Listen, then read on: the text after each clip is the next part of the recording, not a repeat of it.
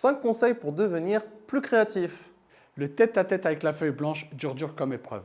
Certains débordent d'idées et pour d'autres, c'est plus compliqué. Donc juste pour te dire que c'est la partie du cerveau gauche qui, avec les cellules du cortex à la racine carrée fois la NASA, moins ta date de naissance et une bonne dose de « qu'est-ce qu'il raconte celui-là ?» qui feront de toi un créatif.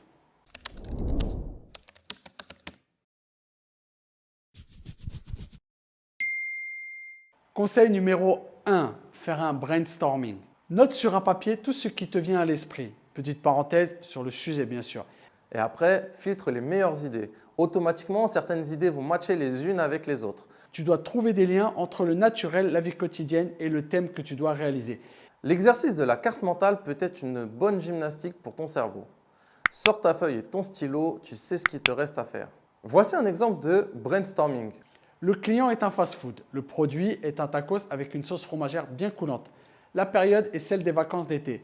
À retenir, fast-food plus tacos plus sauce fromagère coulante plus vacances d'été égale un tacos dans un hamac avec le slogan « Il est temps de se la couler douce ». Conseil numéro 2, prendre des notes. T'est-il arrivé d'être sous la douche, d'avoir une superbe idée en te disant que tu ne l'oublieras pas et pourtant au final, tu l'oublies? Le fait de prendre des notes facilite la mémorisation. Je vous mets sur pause, je floute tout ça et je vous présente la boussole. N'oubliez pas de la télécharger, le lien est dans la description.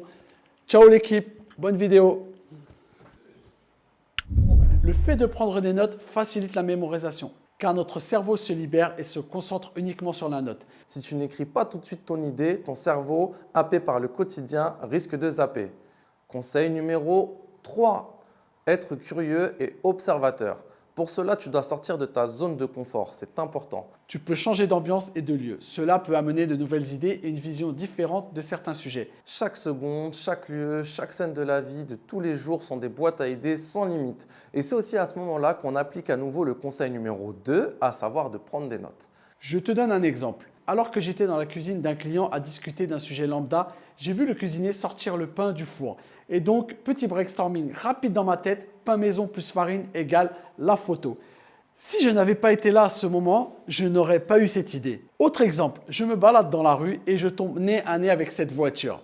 Et hop, c'est parti dans ma tête. Hummer limousine plus tacos grande taille égale le visuel que vous voyez là. Pour transporter un gros tacos, il faut une grosse voiture. Conseil numéro 4, s'informer et s'inspirer. En faisant de la veille, tu trouveras dans l'actualité les films, les détails du quotidien, bref, de réelles sources d'inspiration. N'hésite pas à reprendre les sujets qui buzzent. Je pense que la question est vite répondue. Accorde-y du temps, mais pas trop, car on s'y perd vite. Voici quelques sites intéressants où tu trouveras de quoi t'inspirer. Alors le premier, c'est Pinterest. Behance et les banques d'images en ligne type Shutterstock, etc. Ce sont des sites remplis de pépites, mais attention à ne pas confondre inspiration et plagiat. La frontière est mince. Tu trouveras aussi des idées intéressantes en faisant de la veille sur les réseaux sociaux. Suis les pages et les comptes qui te plaisent. Essaie de suivre des personnes expérimentées, bien sûr. Abonne-toi à ces comptes afin d'avoir des notifications quand les comptes qui t'inspirent postent une nouvelle publication. Et si d'ailleurs nous aussi nous t'inspirons, abonne-toi pour ne pas louper le conseil de demain. Cinquième et dernier conseil, appliquez vos connaissances. Ça se décompose en 2 étapes. L'utilisation des outils, donc des logiciels, et l'utilisation des règles de marketing et de communication. Concernant les outils, il faut pratiquer, pratiquer et pratiquer. Il n'y a pas de secret. En pratiquant, tu trouveras l'inspiration. Tu auras des automatismes qui la stimuleront. Lorsque tu vois un effet ou un montage qui te plaît, entraîne-toi à le reproduire jusqu'à le maîtriser à 1000%.